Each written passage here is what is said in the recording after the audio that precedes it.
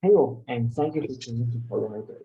I'm Michele Carminati, a postdoctoral researcher at Politecnico di Milano, and I'm here today to present our work, NoSQL Breakdown, a large-scale analysis of misconfigured NoSQL services. The reason to study NoSQL over all other database storage systems resides in how these services are perceived and used. In the last year, NoSQL databases have grown in popularity due to their reliable, low-cost, and scalable storage mechanism. Also, they have the aura of being easy to deploy and use and faster by removing the relational database constraints. Our work will focus on the four most popular NoSQL databases: MongoDB, Elasticsearch, Redis, and Cassandra. While most NoSQL services offer built-in security features, these settings are not enabled by default like it is done in relational databases and are not trivial to configure for non-expert users. Although this default configuration is not vulnerable per se, since it is intended for access to the local network only, the problem arises when the instance is exposed to the internet, for example, without any access control mechanism, resulting in misconfiguration that may lead to the exposure of sensitive information and to the tampering of data. Business configuration may enable different scenarios.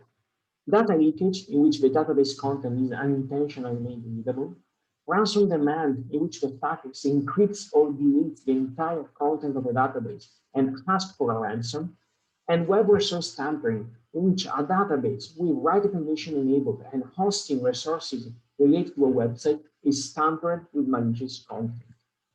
Consequently, in the last year, there have been several high-profile data leaks related to NoSQL services. By conducting a large-scale analysis of the usage of NoSQL services, we aim at identifying and protecting instances, measuring the impact of misconfiguration, and raising awareness of the risk of data leakage and tampering.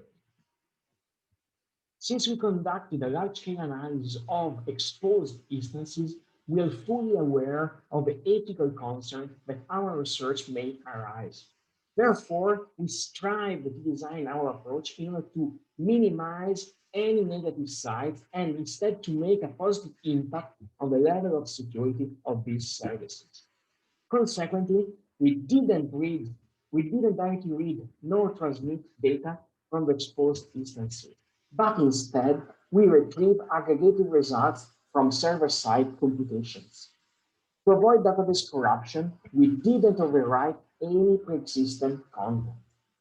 Also, once we detect unexposed services, we contacted the website service owner, basically suggesting mitigation and provide our contacts and a link to the project website with detailed information about our research projects and the methodologies applied. We also contact the content service providers to help them to secure their customers' systems.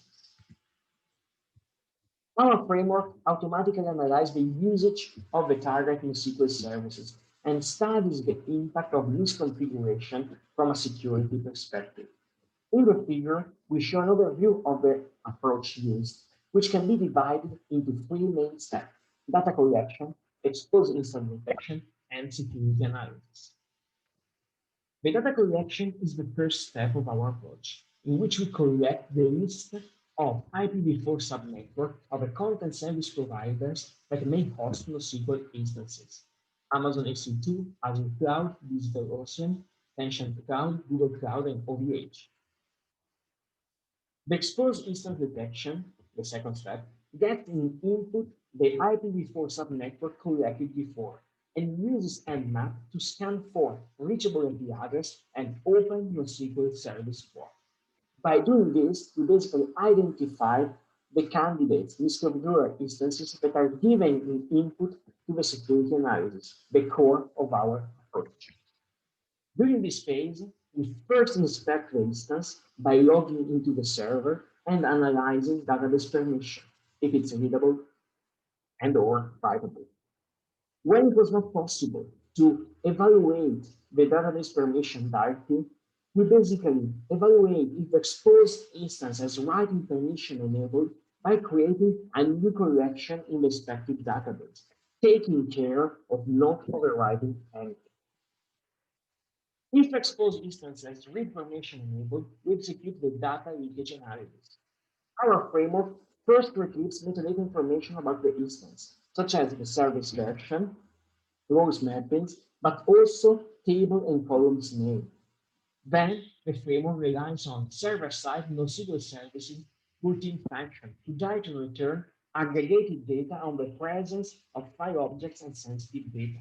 In other words, we count the occurrences of elements matching the set of keywords of interest: email, password, username, social. By following this procedure, we measure the impact of data leakage misconfiguration without exposing any sensitive information. If the instance is also writable, we verify the misconfiguration. We verify if the misconfiguration can be used to carry out web-based attacks by verifying if the misconfigured distance is mapped to a reachable website. To do so, we correlate the information extracted in the data leakage analysis and the result of a passive DNS resolution of the IP address associated with a misconfigured instance. But let's now have an overview of our results. We performed our large-scale analysis between October 2019 and March 2020, analyzing more than 60 million of IP addresses. We were able to find more than 12,000 misconfigured NoSQL instances, 80% of them having the read and the write permission enabled. If we analyze the distribution of misconfigured instances across NoSQL services, the highest number belongs to the most used ones, MongoDB and Elasticsearch, with around 4,800 exposed databases each. If we analyze instead the distribution of misconfigured instances across the content service provider, Amazon has the highest number of misconfigured instances, around 5,600, followed by DigitalOcean, around 2,000. However, if we analyze the ratio of misconfigured database over the number of instances analyzed by content service provider, we can observe that almost all service providers share similar values, with a percentage that varies between 0.01 and 0.07 compromised instances.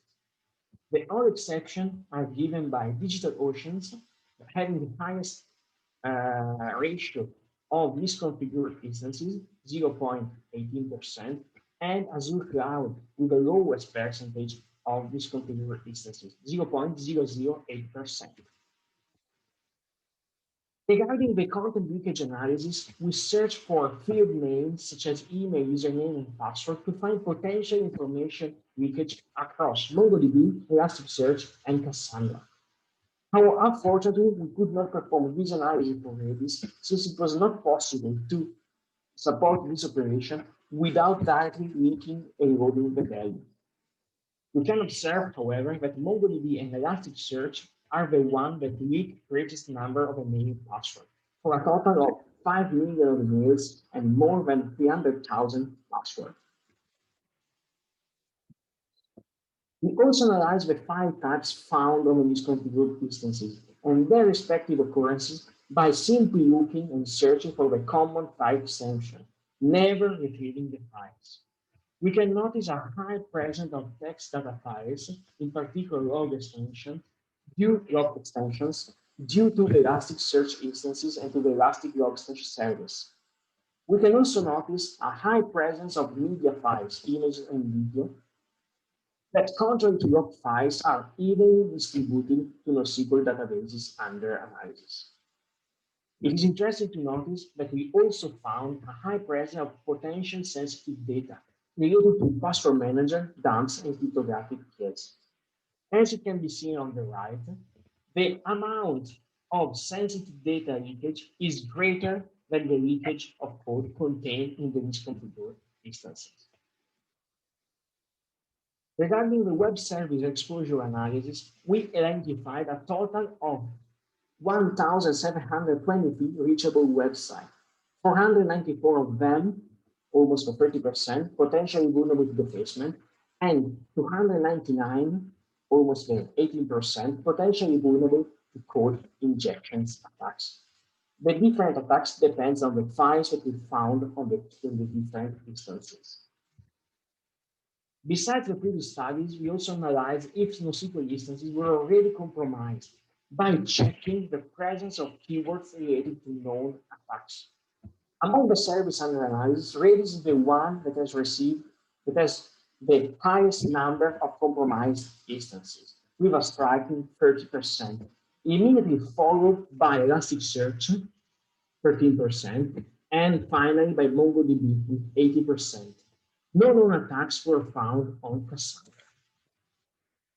At the end of our large-scale analysis and disclosure procedure, we proceed to estimate the impact of our work, checking if the instance detected in the first scan, conducted from October 2019 to December 2019, were still misconfigured. Therefore, we perform a second scan from January to March 2020. We can notice a reduction of misconfigured instances of about 30% in all the target NoSQL services. Overall, these numbers basically show that our large-scale analysis may have contributed to raising awareness about misconfigured databases. In conclusion, we investigate the usage of the most popular NoSQL databases, focusing on automatically analyzing and discovering misconfiguration that may lead to security and privacy issues. We analyzed more than 67 million of IP addresses between October 2019 and March 2020, spread across several cloud service providers, and we found more than 12,000 misconfigured NoSQL databases. If you have any question or feedback regarding our work, feel free to reach me out on my email that is shown on these slides. Thank you very much.